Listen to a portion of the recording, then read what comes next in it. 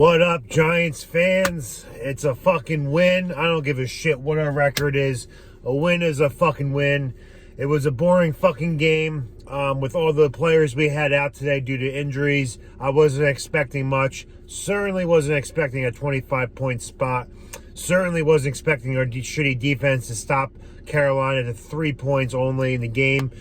But we did. We fucking redeemed ourselves from a terrible performance last week, and we fucking pulled it out, and we won.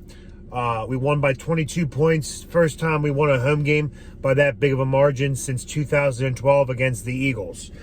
This video is sponsored by Corona Extra. Fucking after a nice win on Sunday, no matter how bad your team is, enjoy it with a fucking ice cold brew. And that's what I'm doing today. Let's go. Big win. 2-5 on the year now.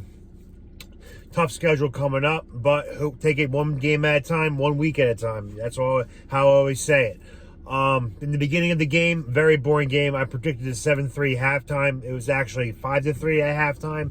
Our offense still can't score in the red zone. 3 plays in a row, we couldn't even pick up 1 yard running the ball. Jason Garrett's play calling in the red zone continues to baffle me week in and week out. He calls the dumbest fucking plays at the dumbest time. I always say this, and I regress. It always happens that way.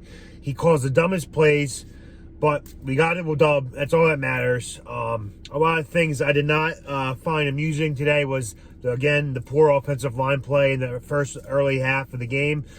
Nate Solder, at some points, he wasn't even getting his hands on the defensive end or the pass rusher. He was just letting them blow by him. That's usually his case.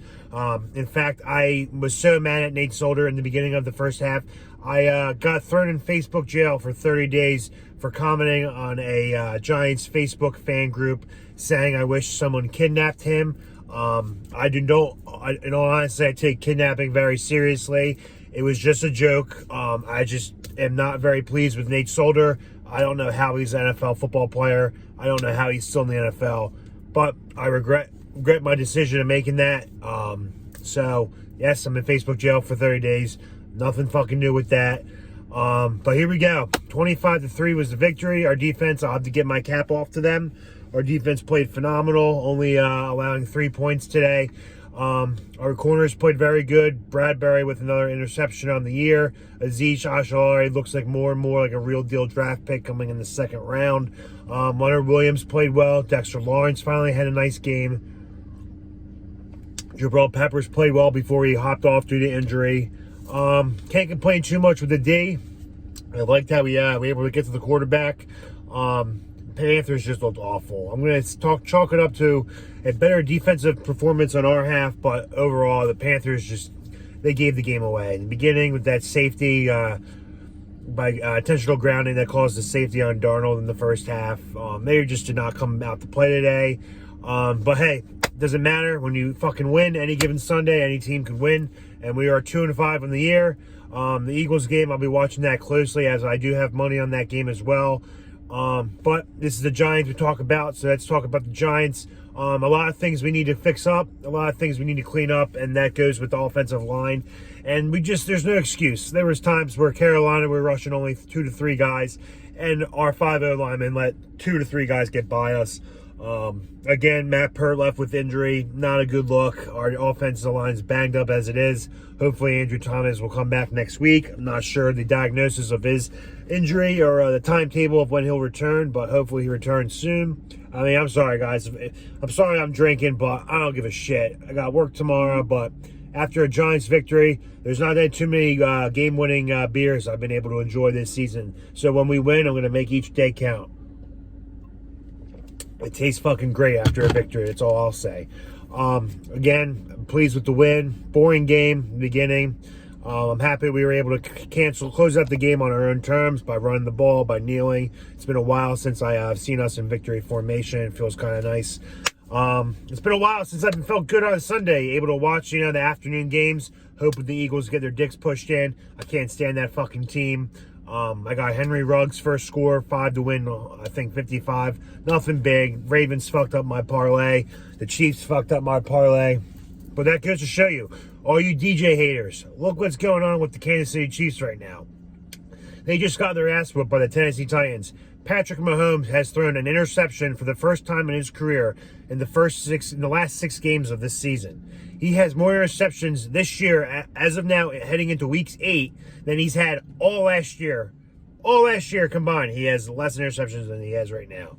And that just proves to you, when you have a bad defense and a terrible O-line like he does, and your weapons and your playmakers on the offensive side of the ball are banged up like we have now and like Mahomes is dealing with now, no quarterback is going to be successful. And Patrick Mahomes is one of the best quarterbacks in the league. When you don't have a good team, when you don't have a good O-line, and when your wide receivers and playmakers are banged up and you don't have very much of them, it's going to be hard to win on Sundays and Mondays and Thursdays. And if you play in London, 9:30s. Doesn't fucking matter who you are, what quarterback you're on, what team you're on. If you don't have good blocking and you don't have a fucking run game that's existent, you're not going to have many W's in the season. So DJ played a good game. He made one hell of a catch. Fucking Odell looking like with the reaching out with the one hand. Of course, our team, we're the Giants. We never make anything look easy. I was surprised he even caught the fucking ball. But the way he caught it with one hand, bobbing, this guy keeps walking back and forth. He probably thinks, who the fuck is this guy talking in his car with a beer? Technically, I could get a DUI because the car is in the ignition, but I'm in my driveway. Who gives a fuck? I'm just happy we fucking won. 2-5. Let's go for the Eagles to lose. Redskins lost to the Packers. Dallas is on a bye. Next week's going to be a tough game. I'm not going to keep it too long because I'm just trying to watch more football. It's been a while since I was able to enjoy the 4 o'clock and the late night games and be in a good mood. Like, want to watch football, want to help clean out the house. I never want to clean up the house, but I've told my wife I'll be more than happy to help cook dinner, honey. The Giants fucking won. And when your team wins, everything feels a lot better.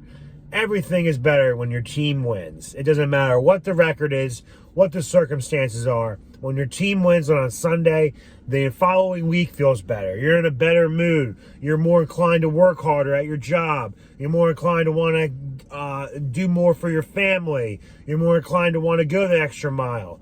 And we just need to keep piling up on these W's, keep piling up these wins, one game at a time. The seasons ain't out over yet, but we just got to keep playing together and let's get our guys back. Saquon's supposed to return by week 9.